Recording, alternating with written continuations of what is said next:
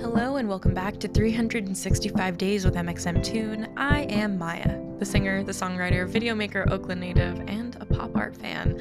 I'm also a huge fan of history. I love untold stories, gross facts, hidden secrets, and anything weird, dark, and funky from the past, and each day I'm going to share one of my favorite deep cuts with you. So let's take a look at today's stories. It's 365 with mxmtoon. New facts every day, so don't leave too soon. I'm gonna teach you stuff, no it won't be tough. Gonna go a year till you've had enough. It's 365 mxmtoon. Today in 1928, Andrew Warhol was born in Pittsburgh, Pennsylvania. That name might not ring a bell, but I bet you've heard of Andy Warhol. And if you haven't, you've probably seen his iconic artworks, like the Campbell's soup can paintings or the neon-colored portraits of Marilyn Monroe. How did Andy Warhol become one of the most recognizable American artists in recent memory? Well, let's take a look. Andy Warhol was born to working-class Slovakian immigrants. His father worked in a coal mine and died in an accident by the time he was 13. As a quiet kid who had fallen severely ill with autoimmune disease, he was often bedridden, and he spent that idle, painful time doodling. He went on to study commercial art in college, then moved to New York City, where he worked in advertising. One of his first commissions was to draw shoes for Glamour magazine. But Warhol had greater ambitions. He wanted to be a fine artist. His experiences selling products as an advertiser informed his art. He thought about what it meant to be an artist peddling products and what it meant to mass produce things like Coca-Cola or Brillo soap pads. Warhol famously said, quote, "Art is what you can get away with." While earlier eras of art like Impressionism prized the skill and craft that made something beautiful, this new era of modernism was about making something new. What made his drawings of shoes for Glamour magazine advertisements but a fine art depiction of a soup can art? They're similar, but as he said, art is what you can get away with, and he got away with it. That's the art in it.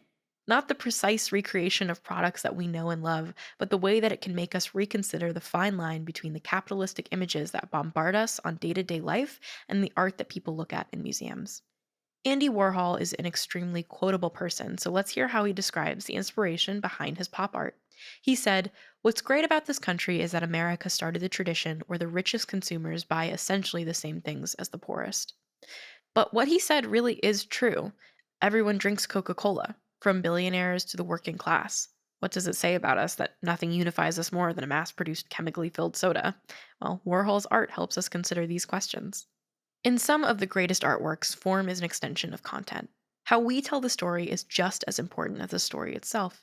So, for example, to comment on the nature of mass consumerism, Warhol wanted a way to create nearly identical images in large print runs of his paintings. No matter how good a painter you are, it's hard to make the same image dozens of times, so he became one of the first contemporary artists to use screen printing. If you've ever bought a t-shirt from an artist or a band, mxmtoon, shout out to my merch store, it was probably screen printed. You can take a very finely thin mesh and quite literally burn an image into the screen of it with photosensitive emulsion fluid and light to make the print show up. Then, if you push ink through the burnt out lines from the image, it will make a print. This quick process makes it easy to make tons of artworks really quickly. Warhol even called his studio the factory because he hired other people to screen print his works for him. Some people might call that cheating, but really it was just smart. He commented on factory work itself, in which the production of goods is powered by an invisible, underappreciated labor force. I mean, hopefully Warhol paid his workers well and treated them fairly. Recreating unethical labor conditions for art? That's not something you can get away with, nor you should ever try to. By night, the factory was the coolest place in New York City for artists to hang out. Warhol became one of the biggest proponents of the Velvet Underground, the garage rock band led by Lou Reed. Have you ever seen Warhol's paintings of a bright yellow banana? That was the album cover of the Velvet Underground's influential record, The Velvet Underground and Nico. So many incredible musicians credit their music as inspiration. The Strokes, Arctic Monkeys, LCD Soundsystem, and even more. Even Bono, the frontman of U2, once said that, quote, "Every song we've ever written is a ripoff of a Lou Reed song." Music has a lot to owe to the Velvet Underground, and by extension, Andy Warhol. Now, let's talk about music. On this day in 2015, Lin-Manuel Miranda's Hamilton debuted on Broadway. We know what happens next. Hamilton becomes the hottest ticket in town, and people wait outside in lines for the chance to win a lottery ticket to see the lesser known story of a founding father. Hamilton is sung through, meaning there's almost no lines of dialogue in the entire show. The entire production is a long series of rap songs. As a result, the Hamilton soundtrack became immensely popular. Even people who didn't have the ability to snag a coveted Broadway ticket could experience the incredible talents of performers like Leslie Odom Jr., who played Vice President Aaron Burr, and Philippa Sue, who played Hamilton's wife Eliza. The soundtrack was certified 7 times platinum, making it the best selling cast album of all time. People were also drawn to Hamilton because of its casting. Back in the era of the Revolutionary War, most black people in the Americas were forced into slavery, but Lin-Manuel Miranda's production allowed people of color to portray white historical figures, offering a refreshing spin on these stories. Broadway casting is still majority white, so opening these roles to anyone regardless of their race created more opportunities for historically excluded actors. At the same time, some fans thought that the play itself didn't adequately address the racism inherent in the fabric that the US was built upon. There's something strange about a black actor portraying a historical figure that was known to own slaves. But still, maybe we wouldn't have these conversations about our country's problematic origins in the first place if it weren't for Lin-Manuel Miranda's creativity. And now for today's final segment, I'll be going back into my own photo archives to see what I was up to on an August 6th in my life.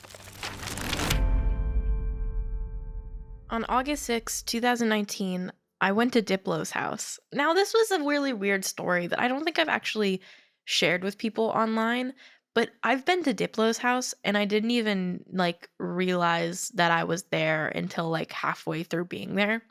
Now, I went for a session. Diplo is obviously a pretty well-known musician. His house has a bunch of studios in it, and so I was working with somebody there who was his friend and was borrowing the studio for the day. But I showed up there and I was sitting inside of the studio and I was like, this looks so familiar. And I realized that I had seen it on Twitter somewhere from a user named Quen. If you don't know who Quen is, you should look her up because she's hilarious. But she had posted a series of videos, I believe, of her hanging out there. And I was like, oh, okay. I knew it was Diplo's house by proxy of her posting in it. And I went to the bathroom because I was just like, okay, I've got to take a break. Got to go take a wee, And I stood in that bathroom and I was trying to piece it together and I went to Twitter and she had posted and I went to look at her profile and then I walked back in the studio and I was like, wait, this is the same. Oh my God, I'm at Diplo's house. And eventually I looked around and it dawned on me that all the images around me were photos of Diplo with various people. And Diplo wasn't there that day because I think he was traveling for something, but I was like, what the heck? What am I doing here? Keep in mind, this is my third day in LA writing songs with people. Can you imagine being a 19-year-old in the middle of LA and you've barely gone to any sessions or worked with any artists, and then all of a sudden you find yourself at Diplo's house? It was really weird. I haven't been back since. Hope he's well. Thanks for letting me come over. Thanks for going back in time with me, and remember to subscribe wherever you listen to podcasts. Come back tomorrow for more stories from the past. It's 365 with mxmtoon. New facts every day, so don't leave too soon. I'm gonna teach you stuff, no it won't be tough. Gonna go a year till you've had enough. It's 365 with mxmtoon.